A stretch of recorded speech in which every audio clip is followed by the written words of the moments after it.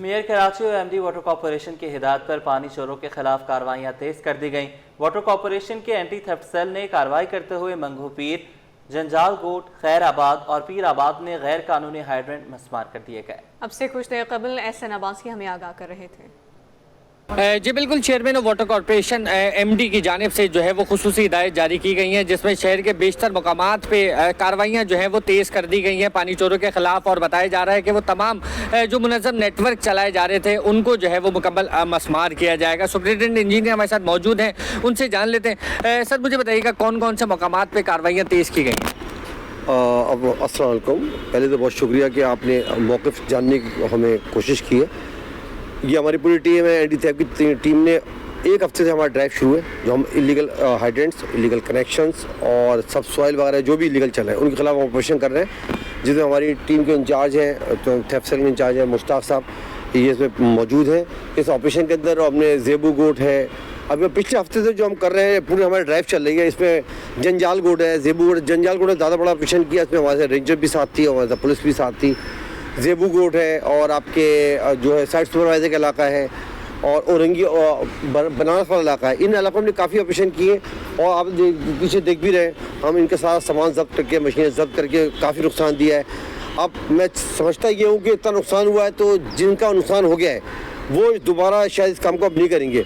आप देख सकते हैं मेरे पीछे जो इतना सामान हम लेके आए हैं, तो ज़्यादा घर से लेके नहीं आए होंगे, ये हमने ऑपरेशन करके लेके आए होंगे। इसमें हमारी जो टीम है, इसमें मुश्ताक है, इनकी पूरी टीम शामिल है, इनकी अनथक मेहनत है।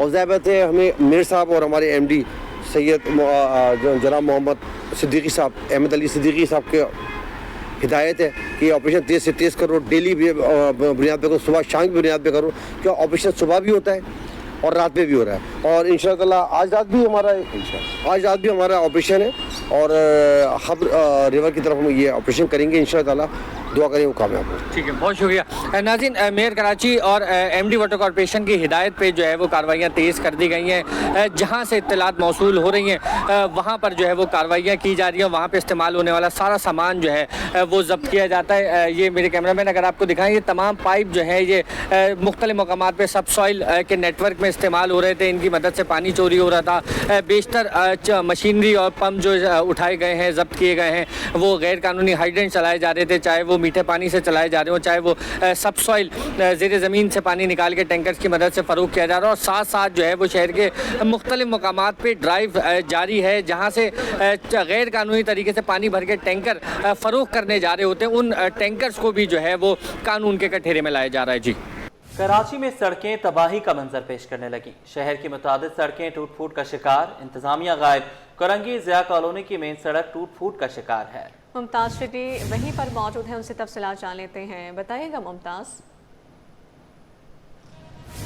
जी बिल्कुल है, शहर कायद में जो है जहाँ देखें सड़कें जो है तबाहली का मंजर पेश कर रही होती है। इस वक्त मैं कोरंगी ज़िया कॉलोनी में मौजूद हूँ और यहाँ की जो मेन सड़क है वो जिस तरह कराची में बारिशें हुई थी, क्योंकि बारिशों का अब तक जो है 5 स्पेल हो चुका है और बताया ये भी जा रहा है कि 1 स्पेल और जो है बारिश जो है उसका सिलसिला जो है शुरू होना है कराची में। इससे पहले जो 5 स्पेल हुई थी, इससे पहले जब हमने यहाँ पर विजिट किया था और शहरियों से जब हमारी बात हुई थी तो उनका कहना था कि ये सड़क जो है काफ़ी अरसे से जो है तबाहली का शिकार है, कोई नोटिस लेने वाला नहीं है। क्योंकि मेयर कराची और यहाँ के जो टाउन इंतजाम है, खुसूसन अगर मैं इसकी बात करूँ, नईम शेख जो कि जो है यहाँ का चेयरमैन है, वो हमेशा दावा भी यही करते हैं कि मैं कराची के इस इलाके को, कोरंगी को जो है डिफेंस बना दूंगा। लेकिन आप यहाँ पे सूरत हाल जो जिस तरह जो है नज़र आ रहा है, इसमें देख सकते हैं कि इस इलाके में जो मेन रोड है इस पर जो है शहरियों को काफ़ी मुश्किलात का सामना है। गटर का पानी यहाँ पे उबल रहा है, यहाँ पर जो है जो ट्रैफिक है खुसूसन इसके रवानी जो है काफ़ी मुतासिर है। और इसके पीछे जो है एक पूरी आबादी है, ज़िया कॉलोनी की पूरी आबादी, वो यहाँ पे आते हैं, यहाँ से गुजरते हैं, खुसूसन जो ख़वातीन है वो यहाँ से गुजरते हैं और बच्चे यहाँ से गुजरते हैं, वो काफ़ी मुश्किलात का सामना है उन्हें। इस हवाले से जो हमारी उनसे बात हुई तो उनका कहना था कि एक अरसे से ये सड़क जो है इसी हालत में है, लेकिन टाउन चेयरमैन जिस तरह उनको हर महीने के करोड़ों रुपए का जो है KMC से फंड जो है उन्हें रिलीज़ होता है, लेकिन अब जो है सड़कें ऐसी की तैसी है कि यहाँ पर जो है शहरियों को कोई फैसिलिटी यहाँ पे मौजूद नहीं है। शहरी मेरे साथ मौजूद है, हम इनसे बात करेंगे। मुझे बताएगा आपकी सड़क की हालत देख के नहीं लगता कि ये सड़क कभी बनी भी है, क्या मुश्किलात है, क्या कहें?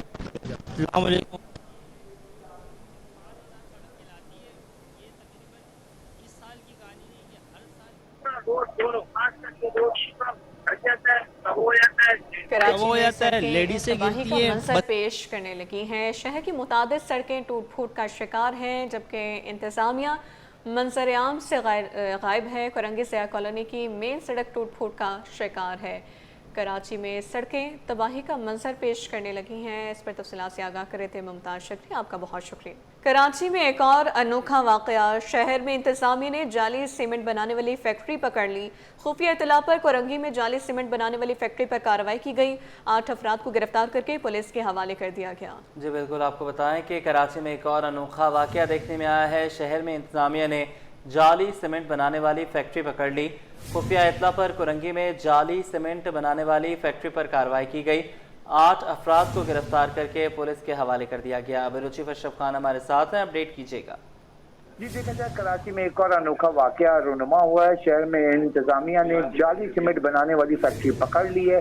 फैक्ट्री सील कर दी गई है। कमिश्नर कराची को डिप्टी कमिश्नर कोरंगी ने रिपोर्ट पेश कर दी है। बताया है कि खुफिया इत्तला पर कोरंगी में जाली सीमेंट बनाने वाली फैक्ट्री पर जो है कार्रवाई की है। खुफिया इत्तला पर कोरंगी में जाली सीमेंट बनाने वाली फैक्ट्री पर जो एक्शन किया गया तो उसमें 8 अफराद को गिरफ्तार करके पुलिस के हवाले कर दिया गया है। डिप्टी कमिश्नर कोरंगी मसूद भुट्टो ने बताया है कि असिस्टेंट कमिश्नर ने कार्रवाई की है और FIR दर्ज करा दी है। 300 जाली सीमेंट की बोरियां कब्जे में ले ली गई हैं। मजीद कार्रवाई की जा रही है। जी ठीक है, बहुत शुक्रिया, आपने हमें अपडेट किया। गुड्स ट्रांसपोर्ट एसोसिएशन ने सिंध हुकूमत के ई चालान के फैसले को खुशाइंद करार देते हुए कहा है कि इसका मैकेनिज्म वाज़े और शहरियों को आगाही फराहम की जाए। सदर तारिक गुज्जर ने कहा कि हुकूमत क़वानीन को सऊदी और दुबई की तर्ज पर लाना चाहती है, जबकि शहर की सड़कें अफगानिस्तान से भी बदतर हैं। डीजल की कीमतों में हालिया इजाफा मुस्तरद करते हैं। तफसीलात जानते हैं काविश मेमन से, आगाह कीजिएगा। जी बिल्कुल, देखें वफाकी हुकूमत ने एक बार फिर आवाम पर पेट्रोल बम गिरा दिया है। डीजल की कीमत में देखें 2 रुपए फी लीटर का इजाफा किया गया है। इसी के साथ साथ देखने के सूबाई हुकूमत शहर में जो ट्रैफिक कवानीन है उस पर सख्ती से अमल दरामद के लिए कोशिश है। ई चालान पर अमल दरामद की बात की जा रही है। शहर में CCTV कैमरे भी नस्ब कर दिए हैं। इस पर गुड्स ट्रांसपोर्टर्स का क्या मौक़िफ़ है, मेरे साथ ट्रांसपोर्ट ऑफ गुड्स एसोसिएशन के तारिक गुज्जर मौजूद हैं, उनसे जानते हैं। तारिक साहब बताइएगा, मसाइल बेशुमार है, डीजल फिर महंगा हुआ, साथ ही साथ ई चालान की भी बात की जा रही है, क्या कहेंगे आप? जी बिस्मिल्लाहिर्रहमानिर्रहीम। मैं TGA प्रेसिडेंट तारिक गुज्जर, मैं C21 का शुक्रगुजार हूँ कि आपने कभी का हमारे ट्रांसपोर्ट के साथ बातचीत करके हमारे मसाइल को आप उजागर करते हैं। तो ये बहुत बड़ी प्रॉब्लम शेयर होती हैं जब हमारी फेडरल गवर्नमेंट या सूबाई गवर्नमेंट कुछ चीज़ें ऐसी यकमुश्त ट्रांसपोर्टरों पे लगा देती हैं कि जिसकी अभी तक हमें अवेयरनेस, शऊर या उसके बारे में मालूमात मुकम्मल नहीं होती है। जैसे अभी ये डीजल बढ़ा है, ये दिन ब दिन डीजल जब बढ़ता जाता है तो ये समझो महंगाई का ये जो है एक फुकदान बढ़ता है, और ये ट्रांसपोर्टर जब डीजल बढ़ता है तो ये लाजमी बात अपने किराए बढ़ाते हैं, और इसका तमाम तार जो इतना भी जो है परेशानी का सबब वो गरीब लोगों के लिए बनती है। दूसरी बात ये थी कि फेडरल गवर्नमेंट के साथ साथ सूबाई गवर्नमेंट भी कुछ चीज़ें बेहतरी की तरफ करने की कोशिश कर रहे हैं। DIG पीर मोहम्मद शाह साहब दिन रात तकदो कर रहे हैं, कोशिश कर रहे हैं। लेकिन इस कोशिश के साथ साथ मेरा हमेशा तकरीबन गवर्नमेंट के तमाम प्लेटफॉर्म पे यही मौक़िफ़ होता है कि भाई आप पहले लोगों को एजुकेट करें, लोगों को समझाएं। हम जो चीज़ें चाहते हैं, हम चाहते हैं दुबई वाली, जद्दा वाली, इंग्लैंड वाले फार्मूले यहाँ पे अप्लाई करते हैं, लेकिन हमारी रोडों की हालत, हमारे शहर की हालत जो है वो अफगानिस्तान से भी ज़्यादा जो है खस्ता हालत है। इसलिए हम सिंध गवर्नमेंट से और फेडरल गवर्नमेंट से मेरी ये गुजारिश है कि कोई भी पॉलिसी अडॉप्ट की जाती है तो उससे पहले कोई सेमिनार किए जाएँ, कोई सोशल मीडिया के थ्रू बात बताई जाए, कोई अपना इलेक्ट्रॉनिक मीडिया के थ्रू बात बताई जाए, ताकि वो लोगों तक वो मैसेज गवर्नमेंट का पहुंचे और गवर्नमेंट लोग उस पर अमल करें। तारिक गुज्जर मेरे साथ मौजूद थे, बता रहे थे कि गुड्स ट्रांसपोर्टर्स ट्रैफिक कवानीन पर अमल दरामद करने के लिए तैयार हैं। अलबत्ता जो मैकेनिज्म बनाया गया उसको वाज़े करने की ज़रूरत है। साथ ही साथ उनका ये भी कहना है कि ई चालान पर आगाही मुहिम चलाने की भी अशद ज़रूरत है। बताएं कि डिप्टी कमिश्नर सेंट्रल तोहा सलीम के ज़रिए सदारत सर्वाइकल कैंसर के हवाले से वैक्सीनेशन मुहिम की कामयाबी और तजावुज़ात के खात्मे के लिए अहम मीटिंग्स मुनक़िद की गई, जिसमें SSP सेंट्रल ज़ीशान शफीक ने भी शिरकत की। इस हवाले से अपडेट करेंगे रिजवान अहमद। जी बिल्कुल, DC सेंट्रल ताहा सलीम जब से तैनात हुए हैं और इससे कबल भी हमने देखा कि ज़िले में मुख्तलिफ़ अमूर की बेहतरी के हवाले से जो है वो इक़दाम उठाते रहते हैं।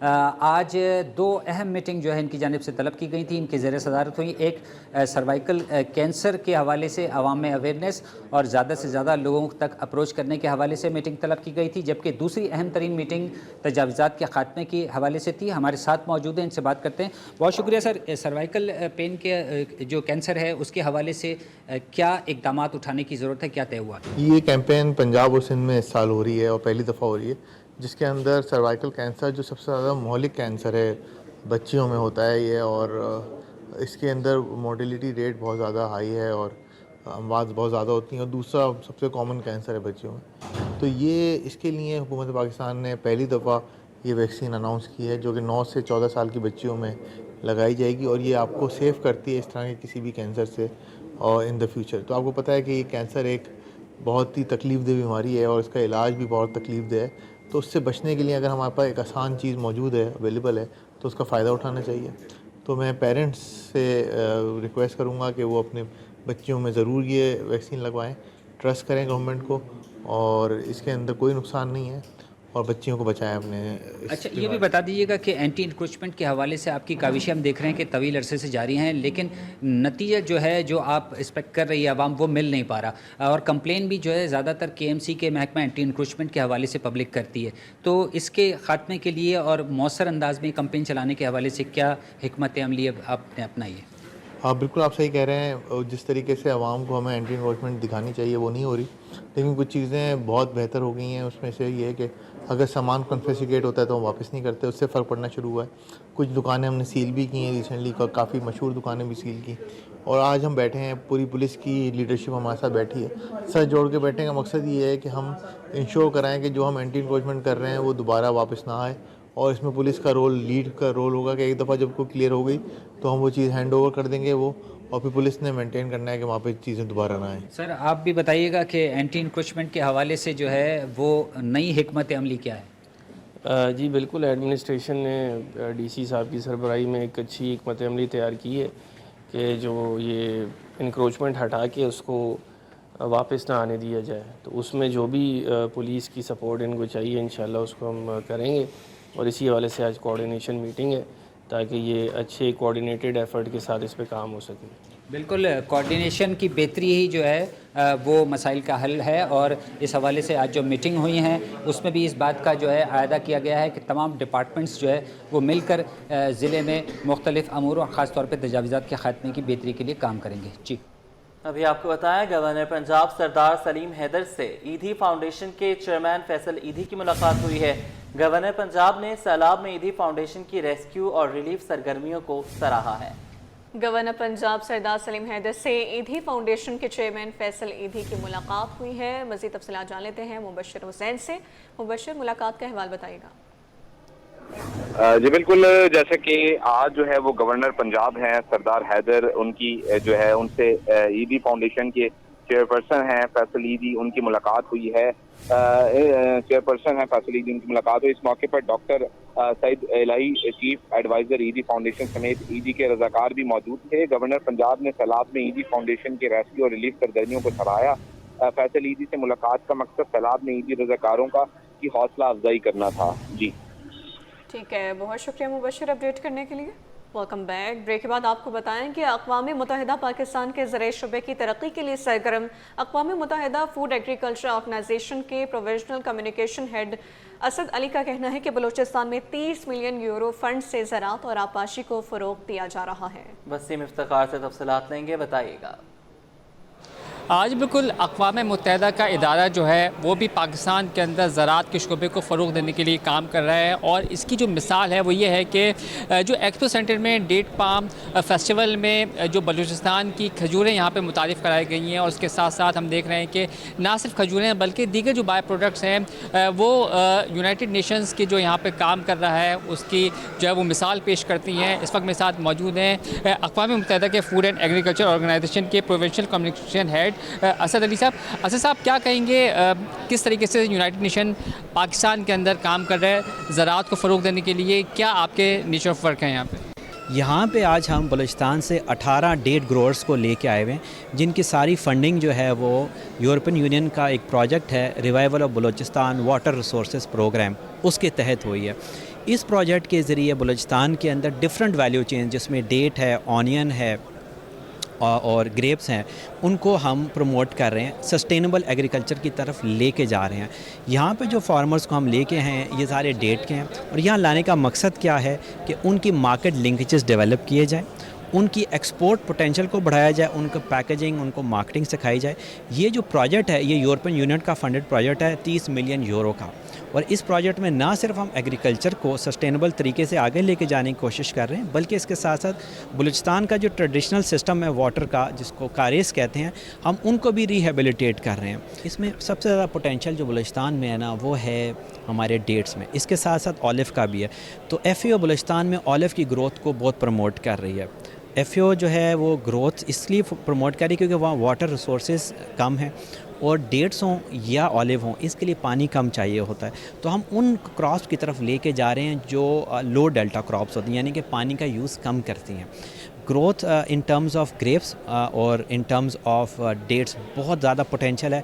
इट्स ऑल अबाउट कि हम उसकी मार्केटिंग, ब्रांडिंग कैसे करते हैं, पैकेजिंग कैसे करते हैं, स्टोरेज कैसे करते हैं, और मार्केट लिंकेजेस कैसे डेवलप करते हैं। जी, बलूचिस्तान की डेट्स हैं जो कि मुख्तलिफ़ किस्म की डेट्स यहाँ पर मौजूद हैं, खजूरें मौजूद हैं, वो ना सिर्फ मुतारिफ बना रहे हैं बल्कि इन किसानों के रवाबित जो हैं वो गैर मुल्की मंदूबीन के साथ इस्तेमाल करना है। जी, अमाराती सफारत खाने के ज़ेर एहतमाम शहर कायद में 3 रोज़ा खजूर फेस्टिवल जारी है।